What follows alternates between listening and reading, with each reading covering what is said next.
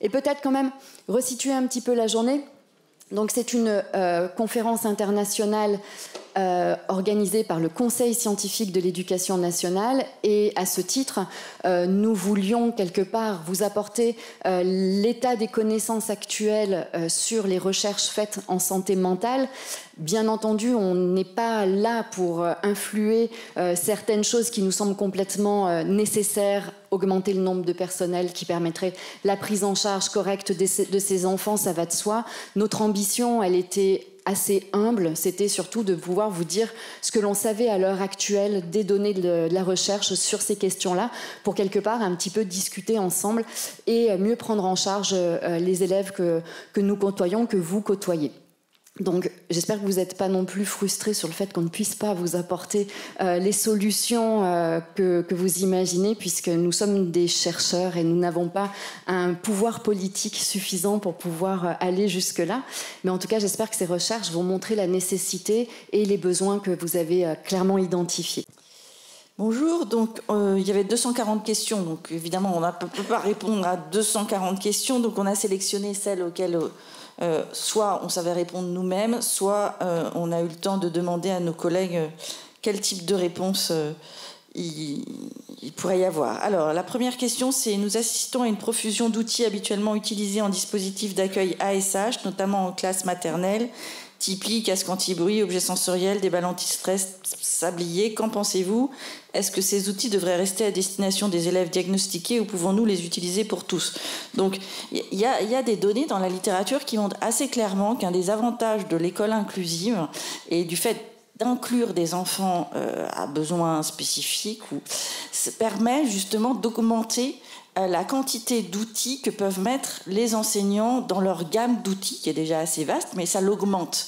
Et que ce faisant, en fait, ça leur permet bien sûr de mieux d'accompagner des enfants à besoins spécifiques, mais ça leur permet aussi de mieux accompagner les enfants standards, parce qu'en fait tout ça c'est un peu un continuum, hein. Quand on parle de santé mentale, il n'y a pas un seuil clair, ou de troubles du neurodéveloppement, il n'y a pas un seuil clair où vous êtes du côté de la pathologie ou pas du côté de la pathologie. Donc il y a plein d'outils qui aident les enfants avec un trouble et qui vont aider des enfants qui ne sont pas catégorisés ou diagnostiqués avec un trouble. Ça c'est le premier point. Le deuxième point, c'est que c'est toujours intéressant, avant qu'un diagnostic soit posé, quand l'enseignant repère quelque chose, parce que des fois les temps diagnostiques c'est long, les délais diagnostiques ça peut être très long en France, de mettre en place ce que l'enseignant pense utile pour l'enfant.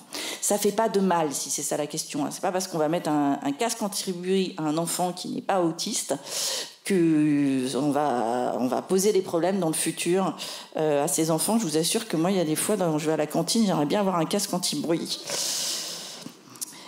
Alors, l'autre question, c'est: est-il possible de mettre des limites à un enfant porteur de troubles? Et donc là, c'est Nathalie qui m'a répondu, non seulement c'est possible, mais c'est même recommandé de mettre des limites aux enfants porteurs de troubles. Ça fait partie des apprentissages, au même titre que pour tous les autres enfants. Par contre, il y a quand même une petite différence, c'est on ne peut pas mettre des limites sur ce qui est au cœur du handicap. On ne peut pas demander à un enfant qui a un trouble de l'attention de faire plus attention, en fait. On peut, mais c'est un peu vain. Donc dans un certain nombre de cas, il va falloir adapter ces limites, mais ça ne veut pas dire qu'il n'y en a pas. Ce que j'essaye de vous dire, c'est qu'on ne peut pas reprocher son handicap à un enfant, on ne peut pas reprocher son trouble, ça ne sert à rien de mettre le doigt dessus. Par contre, on peut, s'il a réussi à être attentif à quelque chose, le féliciter d'avoir réussi à être attentif pendant les 5-10 minutes plutôt que de le gronder parce qu'en fin de journée, il n'y arrive plus et il ne pourra pas de toute façon. C'est ce qui caractérise ses difficultés. Quand c'est possible, vaut-il mieux regrouper ces élèves par catégorie ou les mélanger au sein d'une même classe? Alors ça, Nathalie, elle a déjà répondu pour les troubles du comportement. C'est de toute évidence pas une très bonne idée. Et je pense que vous le voyez assez bien de regrouper tous les enfants perturbateurs de l'école dans la même classe. Ça, spontanément, vous le faites pas. Mais même spontanément, je pense que les enseignants sont assez malins. C'est-à-dire que ça viendrait pas beaucoup à l'idée des enseignants de se dire: je vais faire un binôme, je vais mettre les deux enfants ultra anxieux ensemble. C'est pas ça que vous faites en temps habituel. Vous allez mettre l'enfant anxieux avec un enfant plutôt serein et ça va mieux fonctionner. De même, c'est pas une très bonne idée de mettre 2 enfants très tristes ensemble. Ça va être compliqué pour eux. Vaut mieux en mettre un triste, un gai et voilà. Alors, une question qui revient beaucoup et qui est un vrai souci, une vraie difficulté, c'est comment se comporter quand la famille d'un élève est dans le déni concernant la santé mentale ou le trouble de leur enfant. Ok, alors donc ça c'est une vraie problématique. Alors déjà vous avez des personnes ressources dans vos établissements, donc ça a été dit dans les questions, donc il y a des psychologues scolaires, il y a des médecins scolaires, il y a des infirmières scolaires.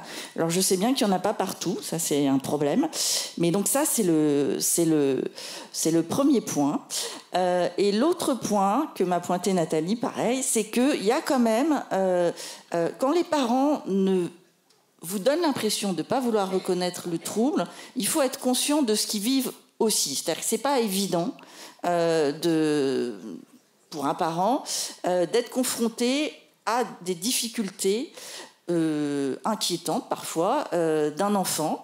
Et ce n'est pas évident dans l'interaction avec l'école, avec parfois pour certains parents un sentiment de jugement. Alors elle, ce qu'elle m'a conseillé, c'est de dire, écoute, il y a une technique qui consiste à faire du lien avec les parents, mais pas en commençant par ce qui pose problème.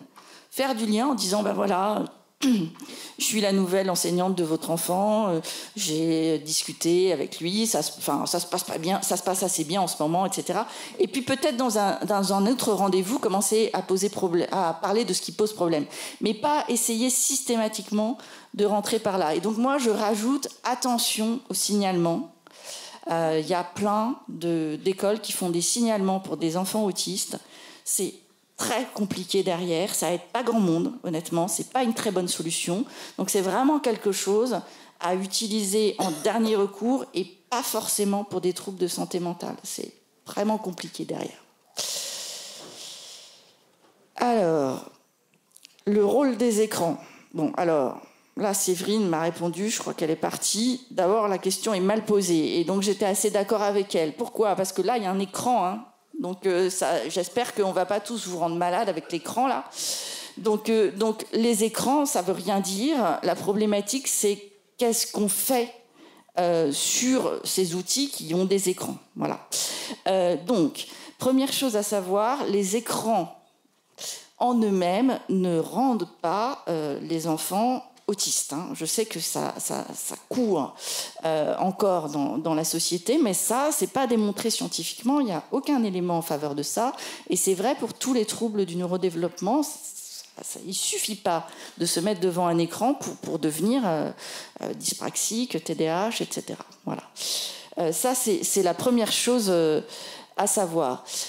Après, tout va dépendre de ce qu'on fait avec les écrans. C'est-à-dire, il y a déjà... Quelle est la personne qui utilise l'écran ? Dans quel état est-il ? C'est-à-dire, est-ce que l'enfant est déprimé au moment où il utilise l'écran ? Est-ce que l'écran, ça lui permet de ne pas faire d'autre chose ?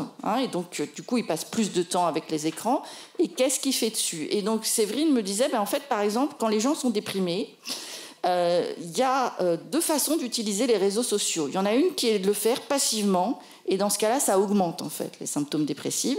Mais il y en a une qui est de le faire en interaction, c'est-à-dire en sollicitant, en posant des questions, en sollicitant des réponses, etc.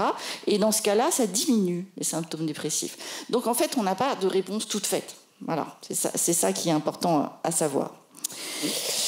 Ensuite, est-ce bien à l'école de traiter... Dis donc, j'ai combien de temps, là ? Encore 2 ? Est-ce bien à l'école de traiter ces situations, notamment celle du cyberharcèlement qui se joue en dehors de nos écoles ? Alors là, Séverine vous l'a dit, vous êtes repérés. C'est pas parce qu'on a retiré les téléphones portables des collèges que c'est plus la question des établissements scolaires. Alors, pour 2 raisons. D'abord parce que, quand même, dans plus de la moitié des cas, le cyberharcèlement, il est associé à un harcèlement dans l'établissement scolaire physique. Voilà. Et ensuite, parce que les acteurs en jeu dans le cyberharcèlement, ce sont quand même les enfants du collège. Donc voilà. Donc et puis il faut faire une alliance. Ça, je crois que les 2 vous l'ont dit, Nicole Kathleen comme Séverine Erel. Il y a besoin dans ces situations-là d'une alliance entre les parents de l'enfant cyberharcelé, les parents des enfants qui harcèlent, les enfants et l'établissement scolaire pour qu'on arrive à résoudre cette situation, sinon on n'y arrive pas. Hein. Voilà, et la dernière question, c'était comment sensibiliser les enseignants à l'importance du regard de l'enseignant sur les élèves. Alors là, ça fait appel à toute une littérature sur les représentations qu'on a dans la vie de tous les jours, les représentations sociales, les représentations sur le handicap, les représentations sur la santé mentale. Ces représentations, elles peuvent être explicites, c'est-à-dire que vous en avez conscience. Elles peuvent être implicites, c'est-à-dire que c'est à votre insu. Et dans les deux cas, elles ont un impact majeur sur les décisions que vous allez prendre et sur ce que ressent l'enfant. On sait que, typiquement qu'avoir une étiquette de mauvais élève sur la tête, eh bien, y a des éléments scientifiques qui montrent que ça ne vous aide pas à devenir meilleur élève, en fait. Ça vous met vraiment en difficulté. Pour le handicap, c'est pareil. Hein. L'idée selon laquelle les enfants ou les personnes en situation de handicap ne sont pas compétentes, c'est quelque chose qui existe dans notre société en permanence et donc qu'on active de façon inconsciente. Et donc ce qu'on projette sur l'enfant ne lui permet pas d'abord, ça pose un problème pour son estime de soi, mais ça ne lui permet pas de s'engager pour mieux apprendre. Donc il faut faire attention aux représentations qu'on a. Et une bonne option pour savoir où on en est de ces représentations, il y a aussi des représentations de genre, etc., c'est de taper dans Google « test implicite » et Harvard, et vous allez voir, il y a des tests que vous pouvez faire, et ça va vous faire prendre conscience qu'on a tous des représentations dont on n'a pas conscience et dont on n'est pas forcément très fier et sur lesquels on peut activement travailler à condition qu'on ait conscience qu'on ait ces biais. Voilà. Merci Caroline. Moi, il m'en reste...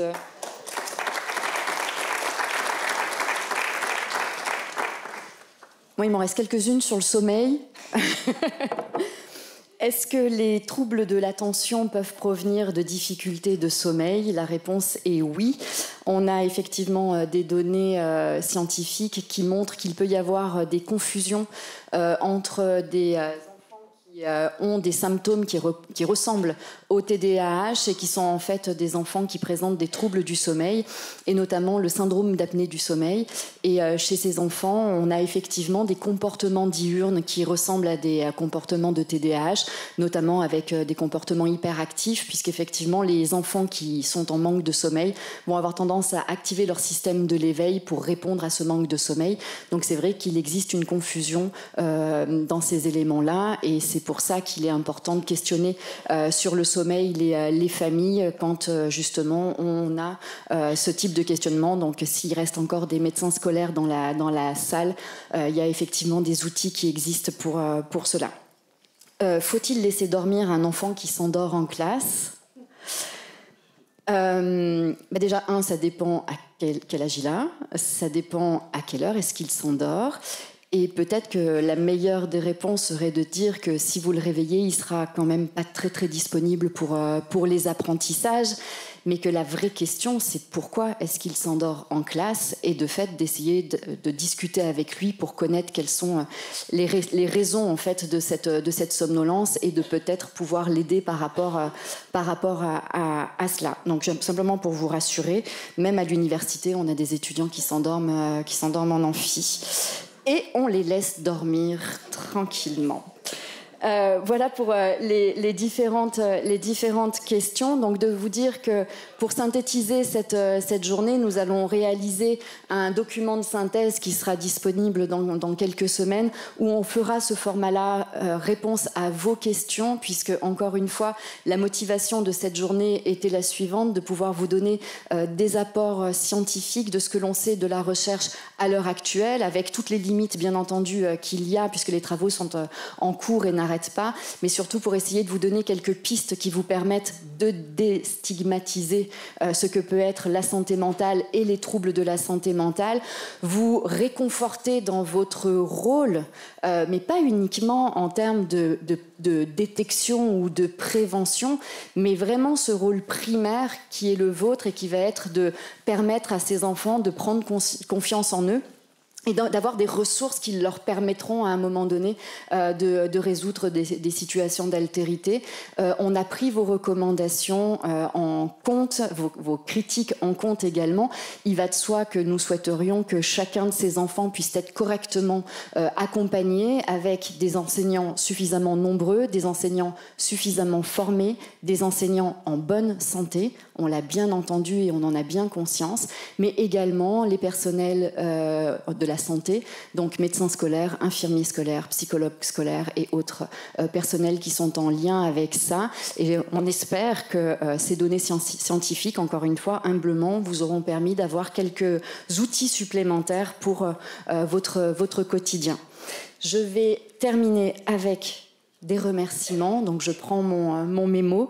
Remercier bien entendu tous les intervenants, qu'il s'agisse des conférenciers, mais également toutes les personnes qui se sont organisées autour des tables rondes. C'était un bel exemple de comment est-ce que l'on peut travailler ensemble, puisque nous avions les deux ministères qui étaient présents, donc ministère de la Santé et ministère de l'Éducation. Donc bravo et merci d'avoir répondu présent à cette sollicitation. Et il y a eu plus de 1000 personnes connectées, donc bravo et merci beaucoup d'avoir été présents lors de cette journée. Merci à Madame la proviseure Nathalie Dupin de nous avoir accueillis dans son établissement et d'avoir le confort de ce magnifique amphithéâtre et de toute la technique. Merci à la régie pour les efforts réalisés.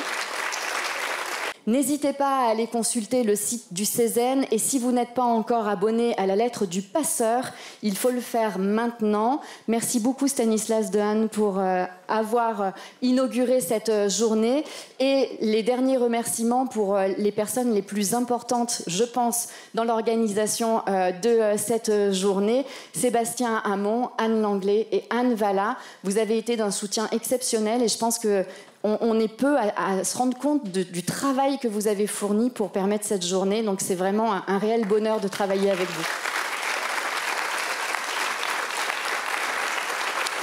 Merci à tous, bon retour et surtout portez-vous bien.